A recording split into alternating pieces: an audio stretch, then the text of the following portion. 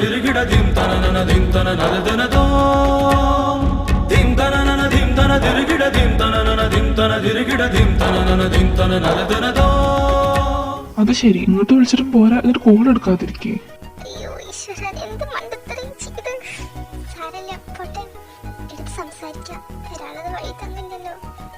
Hello. ആ, എന്താ വിളിച്ചിട്ടുണ്ടായിരുന്നത്? അത് കൈ തട്ടി വന്നതാ. ഇൻസ്റ്റയിലാണ് കോൾ വന്നിട്ടുണ്ടെങ്കിൽ താൻ എന്റെ ചാറ്റ് എടുത്ത് നോക്കിയാലല്ലേ കൈ തട്ടുള്ളൂ. എന്തോ താൻ എന്റെ ചാറ്റ് എടുത്ത് നോക്കായിരുന്നോ? നോക്കിയല്ലോ നാഥ.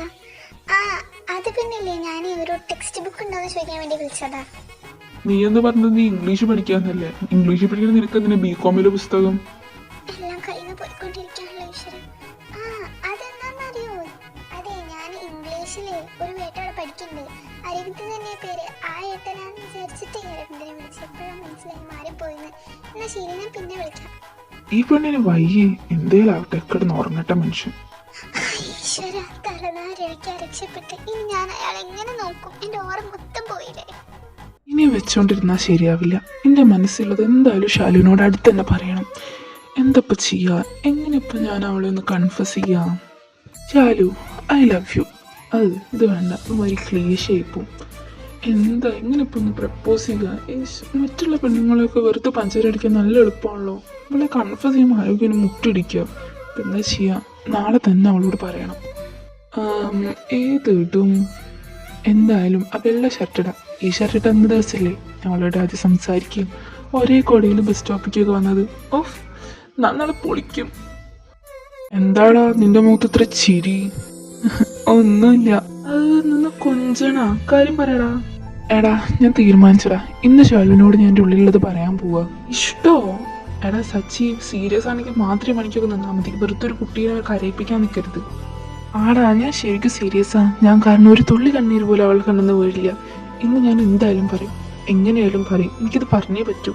എന്നെ സപ്പോർട്ട് ചെയ്യണേ അറിയാ. കാലും കൈയൊക്കെ വരച്ചിട്ട് വയ്യ. ആ, അത് പറഞ്ഞപ്പോഴാ, എടാ അവളുടെ കൂട്ടുകാരില്ല ഭദ്ര, അങ്ങനെ എന്തോ പേരുള്ള പെണ്ണ്. ആ, ഭദ്ര. എന്താ അവൾക്കെന്താ പ്രശ്നം? അവൾക്ക് പ്രശ്നമൊന്നുമില്ല. ഇന്നലെ രാത്രിയില്ലേ അവിടുന്ന് ഒരു ഫോൺ കോള് വന്നേ. തിരിച്ചു വിളിച്ചു നോക്കിയപ്പോൾ എന്തൊക്കെയോ ബന്ധമില്ലാത്ത കാര്യങ്ങൾ പറയാം. ആദ്യം പറഞ്ഞു ഫോൺ കൈ തട്ടി വന്നതാ, പിന്നെ പറയാ എൻ്റെ ടെക്സ്റ്റ് ബുക്ക് ചോദിക്കാനാന്ന്, പിന്നെ പറയാ ആള് മാറിപ്പോയിന്ന്. അവക്കെന്താടാ പയ്യേ?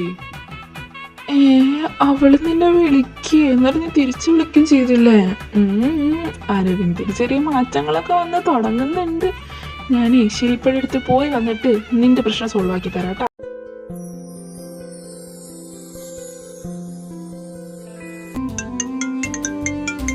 ഇതെന്താ ഈ സമയത്ത് ഇപ്പൊ അമ്മ വിളിക്കുന്നേ?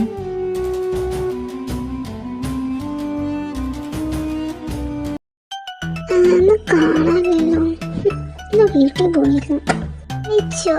നീ ഏട്ടന് സച്ചേട്ടൻ കണ്ടിരുന്നു വരുമ്പോഴേട്ടെ?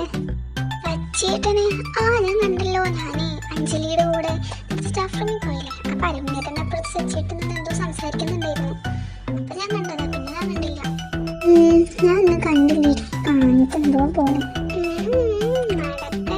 എന്തൊക്കെയായിരുന്നു. ഞാൻ പ്രേമിക്കില്ല, പ്രേമം എനിക്ക് അലർജിയാണ്, പുരുഷ വിരോധി, എന്തൊക്കെ ആയിരുന്നാണ് വർത്താൻ. എന്നിട്ടിപ്പോ എന്തിയേ?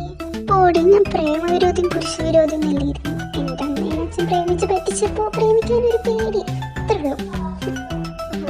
ആയിക്കോട്ടെ, നമുക്ക് ഇന്റർവെല്ലിന് പോയി നോക്കാം. എന്നിട്ട് സച്ചേട്ടാ കേട്ടാ, മോളിരുന്ന് പഠിക്കേ. Thank you.